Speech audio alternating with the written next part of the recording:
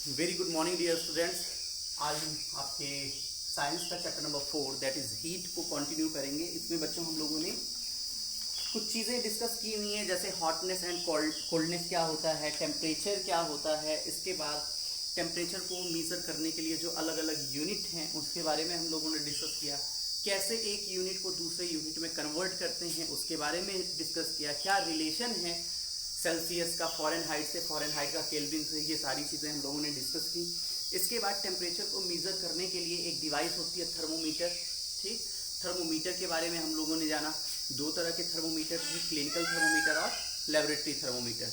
Clinical thermometer का construction हम लोगों ने जान लिया, उसकी वर्किंग हम लोगों ने जान ली, और क्लिनिकल थर्मोमीटर को यूज़ करते टाइम मीन्स उसकी रीडिंग लेते टाइम हमें कौन कौन से प्रिकॉशंस लेने चाहिए उसके बारे में भी हम लोगों ने डिस्कस कर लिया हुआ है। ठीक, आज हमें पढ़ना है किसके बारे में? लेबोरेटरी थर्मोमीटर के बारे में। लेबोरेटरी थर्मोमीटर, ठीक है।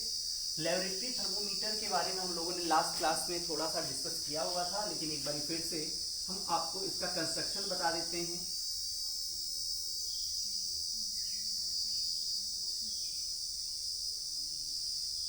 ये है लेबोरेटरी थर्मोमीटर का कंस्ट्रक्शन।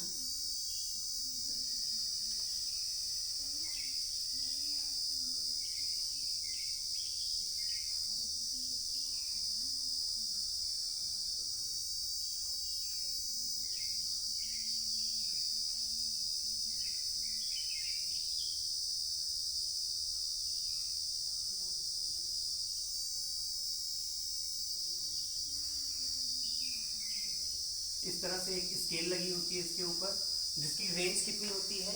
-10 डिग्री सेंटीग्रेड से लेकर के होती है 110 डिग्री सेंटीग्रेड तक। ठीक है, लेबोरेटरी थर्मोमीटर का जो रेंज है टेम्परेचर को मीजर करने का वो ये है। यहाँ पे एक नैरो ट्यूब होती है, ये आपका बल्ब होता है। ठीक है, इसी के अंदर क्या फील्ड होती है? मरकरी फील्ड होती है। और यहाँ पे आप देख रहे होंगे एक अंतर है, एक डिफरेंस है, वो ये है कि क्लिनिकल थर्मोमीटर में यहाँ पे क्या होता था, हल्का सा इस तरह से होता था, जिसको हम लोग बोलते थे क्या? किंक। क्या बोलते थे? इस तरह से होता था किसमें? क्लिनिकल थर्मोमीटर में। लेकिन यहाँ पे ऐसा कुछ है नहीं, यहाँ पे सीधी सीधी चीजें हैं, ये ट्यूब एकदम सीधा है, जिसकी वजह से हम ये कह सकते हैं कि यहाँ पे किंक अवेलेबल नहीं है। ठीक है, अब आगे बात करते हैं हम लोग। जो लेबोरेटरी थर्मोमीटर है इसका यूज कहाँ पे है? जैसा कि हम लोगों ने डिस्कस किया हुआ था कि जो क्लिनिकल थर्मोमीटर हैं उसमें उसके थ्रू हम लोग क्या करते हैं कि ह्यूमन बॉडी के टेम्परेचर को मेजर करते हैं। ठीक है, जबकि लेबोरेटरी थर्मोमीटर के थ्रू हम लोग क्या करते हैं, लेबोरेटरीज में जो डिफरेंट डिफरेंट ऑब्जेक्ट्स होते हैं, डिफरेंट डिफरेंट सब्सटेंसेस होते हैं, उनके बॉडी टेम्परेचर को मेजर करने के लिए हम लोग लेबोरेटरी थर्मोमीटर का यूज करते हैं। ठीक है, आगे क्या बताया जा रहा है यहाँ पे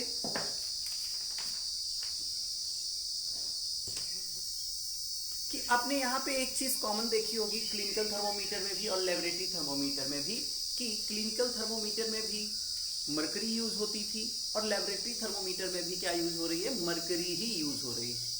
तो आखिर मरकरी में ऐसी कौन सी खूबियां होती हैं, ऐसी कौन सी क्वालिटीज होती हैं जिसकी वजह से मरकरी इतना ज्यादा टॉक्सिक होने के बाद भी थर्मोमीटर में यूज किया जा रहा है? ठीक है, टॉक्सिक का मतलब होता है एक तरह से पॉइजनस। ठीक है, अभी क्लिनिकल थर्मोमीटर की बात करें तो जिस पर्टिकुलर पार्ट में थर्मोमीटर के जिस पर्टिकुलर पार्ट में मरकरी फिल्ड होता है वो पार्ट आपके टंग के नीचे रखा जाता है, और मरकरी जो है वो टॉक्सिक होता है, इसके बावजूद उसका यूज करते हैं हम लोग। तो ऐसी क्या खूबियां हैं मरकरी में कि इतना टॉक्सिक होने के बाद, इतना खतरनाक होने के बाद भी हम उसका यूज करते हैं? तो कुछ ना कुछ तो खास बातें होंगी उसमें जिसकी वजह से हम उसका यूज करते हैं। कहाँ पे? चाहे वो लेबोरेटरी थर्मोमीटर हो चाहे वो क्लिनिकल थर्मोमीटर हो। तो पहली जो खास बात है किसकी? मरकरी की, वो ये है कि ये क्या करता है? शाइन करता है। पहली जो खास बात है वो ये है कि ये क्या करता है? शाइन करता है। थर्मोमीटर में जो ट्यूब होती है, एक नैरो ट्यूब होती है, उसमें जब ये मरकरी फिल्ड होता है तो उस ग्लास ट्यूब के बाहर से ही हम मरकरी को क्या कर पाते हैं, देख पाते हैं। किसकी वजह से? इसी लस्टर की वजह से। तो पहली खूबी तो ये है कि मरकरी क्या करता है, लस्टरस होता है, चमकता है बहुत ज्यादा, जिसकी वजह से हम आसानी से रीडिंग ले पाते हैं। दूसरी प्रॉपर्टी क्या है कि ये उस ग्लास ट्यूब में कभी भी स्टिक नहीं करता है। जब एक्सपेंशन हो रहा होता है इसका, तो ये कभी भी ग्लास ट्यूब में स्टिक नहीं करता है, जिसकी वजह से हम एक्यूरेट रीडिंग ले पाते हैं। थर्ड जो प्रॉपर्टी है, थर्ड प्रॉपर्टी क्या है, it expands uniformly as temperature rises. जैसे जैसे टेम्परेचर राइज होता है, इसका एक्सपेंशन क्या होता है, यूनिफॉर्मली होता है, कहीं पे कम कहीं पे ज्यादा ऐसा एक्सपेंशन नहीं होता, बल्कि एक समान एक्सपेंशन होता है। ये कुछ खास बातें होती हैं किसकी, मरकरी की, जिसकी वजह से मरकरी को हम लेबोरेटरी और क्लिनिकल दोनों थर्मोमीटर्स में यूज करते हैं। ठीक है, अभी हमें डिस्कस करना है differences between a clinical and a laboratory thermometer. जैसा कि हम लोगों ने डिस्कस कर लिया क्लिनिकल थर्मोमीटर के बारे में भी और लेबोरेटरी थर्मोमीटर के बारे में भी। ठीक, अगर क्लिनिकल और लेबोरेटरी दोनों तरह के थर्मोमीटर्स को हम लोगों ने अच्छे से समझ लिया है, तो जाहिर सी बात है हम ये बता सकते हैं कि दोनों में डिफरेंस क्या क्या है। सबसे पहला डिफरेंस तो ये है कि जो लेबोरेटरी थर्मोमीटर होता है और जो क्लिनिकल थर्मोमीटर होता है वो ह्यूमन बॉडी के टेम्परेचर को मेजर करने के लिए यूज होता है, और जो लेबोरेटरी थर्मोमीटर होता है वो लेबोरेटरी में यूज होता है। पहला डिफरेंस तो ये है। दूसरा डिफरेंस ये है कि क्लिनिकल थर्मोमीटर में किंक होता है और लेबोरेटरी थर्मोमीटर में किंक नहीं होता है। थर्ड डिफरेंस की अगर हम बात करें, थर्ड डिफरेंस ये है कि क्लिनिकल थर्मोमीटर को जिस पर्टिकुलर बॉडी के टेम्परेचर को मेजर करना होता है उसकी बॉडी से हटा करके हम रीडिंग लेते हैं, जबकि लेबोरेटरी थर्मोमीटर में ऐसा नहीं करती। जिस पर्टिकुलर बॉडी का टेम्परेचर मेजर करना होता है हम उस बॉडी में उसको टच करा के ही रीडिंग को लेते हैं। ये तीसरा डिफरेंस हो गया। चौथा डिफरेंस क्या है कि जो क्लिनिकल थर्मोमीटर है वो 35 डिग्री सेंटीग्रेड से लेकर के 42 डिग्री सेंटीग्रेड तक के टेम्परेचर को ही सिर्फ मेजर करता है, जबकि लेबोरेटरी थर्मोमीटर क्या करता है, -10 डिग्री सेंटीग्रेड से लेकर के 110 डिग्री सेंटीग्रेड तक के टेम्परेचर को मेजर करता है। ठीक, तो ये कुछ बेसिक से डिफरेंसेस हैं किसके, क्लिनिकल और लेबोरेटरी थर्मोमीटर में। अब हमें बात करनी है किसकी, ट्रांसफर ऑफ हीट की। ट्रांसफर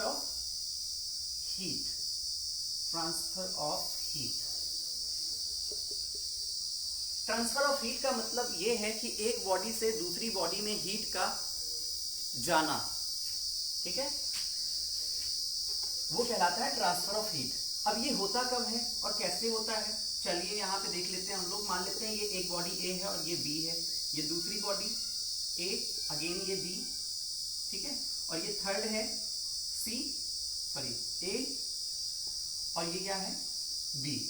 ठीक है, तो ये फर्स्ट कंडीशन है, ये सेकंड कंडीशन है, और ये क्या है, थर्ड कंडीशन है। अगर हमें यहाँ से समझना हो कि ट्रांसफर ऑफ हीट किन कंडीशंस में होता है, तो हम देख लेते हैं यहाँ पे। मान लेते हैं ए की बॉडी का टेम्परेचर क्या है, ज्यादा, और बी की बॉडी का टेम्परेचर क्या है, कम। तो हमेशा जो हीट ट्रांसफर होता है वो hotter body to colder body होता है। मीन्स ऐसी बॉडीज से जिसका टेम्परेचर ज्यादा होता है उससे ऐसी बॉडीज में जिसका टेम्परेचर कम होता है उसकी तरफ होता है। मीन्स ए से बी की तरफ हीट का ट्रांसफर होगा। सेकेंड कंडीशन क्या है, सेकेंड कंडीशन में मान लेते हैं ए का बॉडी टेम्परेचर कम है और बी का क्या है, ज्यादा। तो बी से किस साइड में फ्लो होगा, बी से ए। यहाँ पे ए टू बी हो रहा है और यहाँ पे क्या होगा, बी टू ए होगा। थर्ड कंडीशन ये है कि अगर ए का बॉडी टेम्परेचर बी के बॉडी टेम्परेचर के बराबर है, तब उस कंडीशन में क्या होगा, हीट ट्रांसफर किस तरफ होगा, तो उस कंडीशन में हीट ट्रांसफर होगा ही नहीं, क्योंकि दोनों की बॉडी का टेम्परेचर क्या है, बराबर है। और हीट के ट्रांसफर होने के लिए एक बहुत ही इंपॉर्टेंट कंडीशन है, वो ये है कि दो बॉडीज जिनके बीच में हीट का ट्रांसफर होना है उनके बीच में क्या होना चाहिए, कुछ ना कुछ डिफरेंस होना चाहिए। अगर डिफरेंस नहीं है तो कभी भी हीट ट्रांसफर नहीं होगा। ठीक है, ट्रांसफर ऑफ हीट के अलग अलग तरीके हैं जिनके थ्रू डिफरेंट बॉडीज में हीट का ट्रांसफर होता है। वो कौन कौन से हैं, चलिए देखते हैं। सबसे पहला है कंडक्शन, दूसरा है कन्वेक्शन, और तीसरा है रेडिएशन।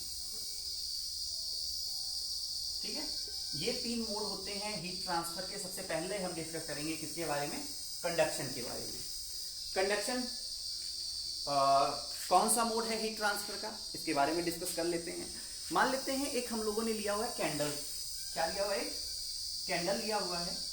ये कैंडल ले ली है हमने, ठीक है, ये एक कैंडल ले ली हुई है हमने, और यहां पे हम लोगों ने एक स्पून लिया हुआ है।